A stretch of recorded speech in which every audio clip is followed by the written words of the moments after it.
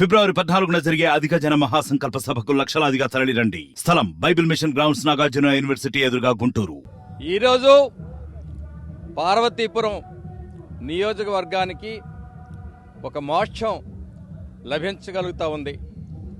యువ నాయకులు, జాతీయ తెలుగుదేశం పార్టీ ప్రధాన కార్యదర్శి, ఆంధ్రప్రదేశ్ ప్రజల ఆకాంక్షలు తీర్చే నాయకుడు, సామాజిక న్యాయానికి కట్టుబడి సామాజిక న్యాయాన్ని స్థాపించాలనే ఆలోచనతో 31-32 కిలోమీటర్లు పాదయాత్ర చేసి ఏవైతే పాదయాత్రలో కవరేజ్ చేయలేదో ఈవేళ శంఖారావం పేరిట ఇవాళ పార్వతీపురంకి మా ప్రీతమ నాయకులు నారా లోకేష్ బాబు గారు రావటం జరిగింది.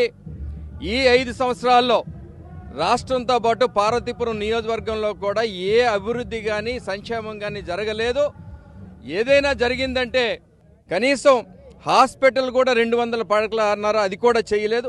ఏ అభివృద్ధి జరగలేదు, ఏ సంక్షేమం జరగలేదు. ఏదైనా జరిగిందంటే డిస్ట్రక్షనే జరిగింది. అంచేత ఈ సమస్యలన్నీ ఉన్నాయి.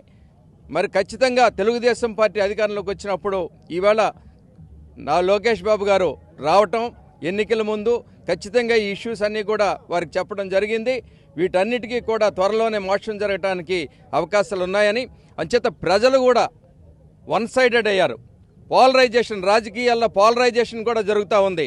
వన్ సైడెడ్గా ఈవేళ ఈ సైకో పరిపాలన ఈ రాష్ట్రం నుంచి తరిమి కొట్టాలని మొట్టమొదటిగా గళమెత్తింది మా యువ నాయకులు లోకేష్ బాబు గారు.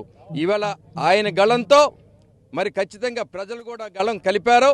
ఖచ్చితంగా రేపు జరగబోయే ఎన్నికల్లో వారు వన్ సైడ్ జరుగుతుంది.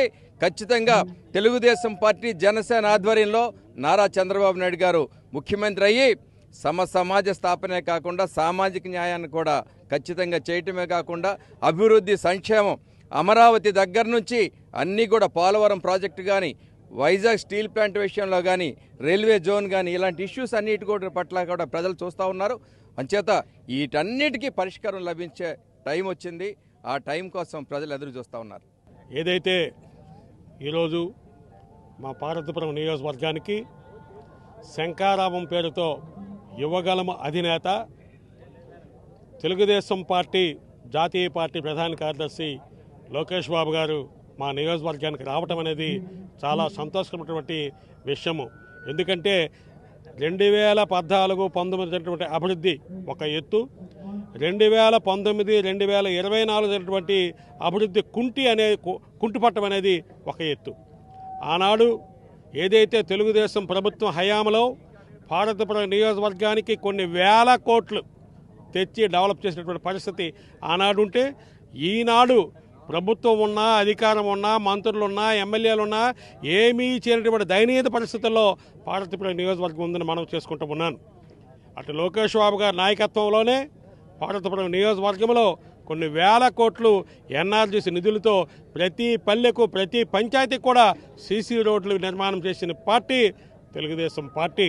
అంతేకాకుండా అంగన్వాడీ భవనాలు కానీ, సచివాలయాలు కానీ, మరి ప్రతి దానిలో కూడా ప్రభుత్వం తాలూకా చొరవ చూపించి 2014-2019లో అనేక రకాలుగా గౌరవనీయులు జగదీష్ గారితో పాటు నేను కలిపి మరి పార్వతీపురం మున్సిపాలిటీ మాజీ మున్సిపల్ చైర్మన్ శ్రీదేవి గారితో కలిపి మేము అనేక విధాలుగా డెవలప్ చేశాం. మరిన్ని వీడియోస్ కోసం ఛానల్ ని సబ్స్క్రైబ్ చేయండి. లేటెస్ట్ అప్డేట్స్ కోసం వాట్సాప్ ఛానల్ ని ఫాలో చేయండి. అండ్ లింక్ డిస్క్రిప్షన్ లో ఉంది.